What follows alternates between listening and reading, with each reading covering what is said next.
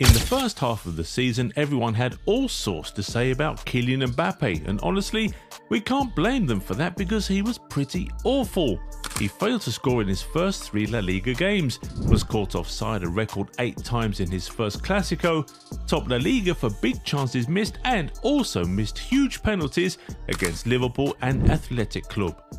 And that's not even all. In the midst of all this, he, the captain of the France national team, told Deschamps not to call him up for unimportant games and then travelled to Sweden to visit a nightclub after he said that he wanted to skip the international break to get back to full fitness. All of this made everyone turn on him. As expected, rival fans mocked and made fun of him for everything that was going on, but even some of his own fans turned on him. Real Madrid had waited for his transfer for years, and now that he had finally arrived, it felt like it wasn't worth it. There was the whole argument that Mbappe was not a centre-forward and he was only being shoehorned into that position. Many began to say that he was nothing but a luxury signing who didn't bring balance to the team, and Madrid should not have bothered with him since they already had some of the best wingers in Vini and Rodrigo. But we're now in the second half of the season and all that chat has changed. Mbappe, who was the butt of all Real Madrid jokes at the start of the season, is now one of the best players in the team and frankly in the world. He is in red hot form and he seems to be going for every award possible. But how did this turnaround happen? What the heaven is happening to Kylian Mbappe? Well, first of all, the fact is that quality doesn't just disappear overnight. Mbappe has been one of the best players in the world for years.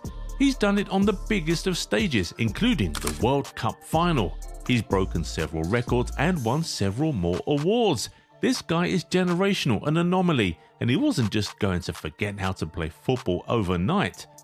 There are certain players who will shine in absolutely any system, and Mbappe is one of them. He will create his own space and score his own goals if he needs to, so yeah, he was always going to come good for Real Madrid. But if we decide to examine this critically, it's obvious that Mbappe needed some time to get used to football in Spain. What you get in the French Ligue 1 is different from what you get in the Spanish La Liga, so it felt like there was a bit of a culture shock when he arrived. There's usually a lot more space in the defence in France, so he was used to being free and making all sorts of runs, but he couldn't do that so much in Spain. Also, he's been playing in a position that he has said so many times is not his favourite, so he surely needed time. And due to the expectations being so high, a few games where he underperformed led to increased pressure from the fans. Now that increased pressure, possible language barrier and the difficulty in adjusting to a new environment, new style and new system all came together to bring out the worst version of Mbappe we had ever seen. Being a top player and an experienced professional, he was always going to overcome it. It was just a matter of when. A lot of athletes usually need a full season to adapt and adjust to new systems, environments and cultures, but not Mbappe. He decided to lock in and turn his season around in spite of all the abuse he was receiving. The lowest of lows had to be when he missed the penalties against Liverpool and Athletic in the space of just 1 week. Real Madrid went on to lose both games, so it made everything 10 times worse. Even fans who were trying to be patient with him lost it.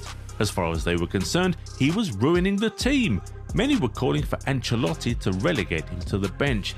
But Mbappe kept his head down and bit by bit, he started to repair his reputation by finding the back of the net more often. After missing those penalties, he went on to score against Girona, Sevilla and Atalanta. But the fans were still angry at him for those big games that they didn't care so much about these smaller ones. What really started to endear him to the fans once again was his performance against Barcelona in the final of the Super Cup in January. Real Madrid lost the game 5-2, but Mbappe was the only Real Madrid player who left the game with his head held high. Not only was he Madrid's best player on the night, he was one of the best players on the pitch, period. He scored the opener, was involved in Madrid's second, created a chance, forced a red card, won 11 duels and completed 8 dribbles, the most of any player that day. It was a truly outstanding performance by every metric, and he would surely have gotten more praise if the scoreline had been different.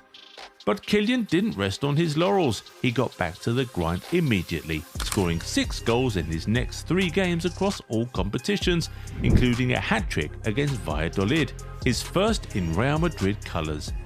Vini missed the league games against Las Palmas and Valladolid, but Madrid didn't miss him at all because Mbappe was firing on all fronts.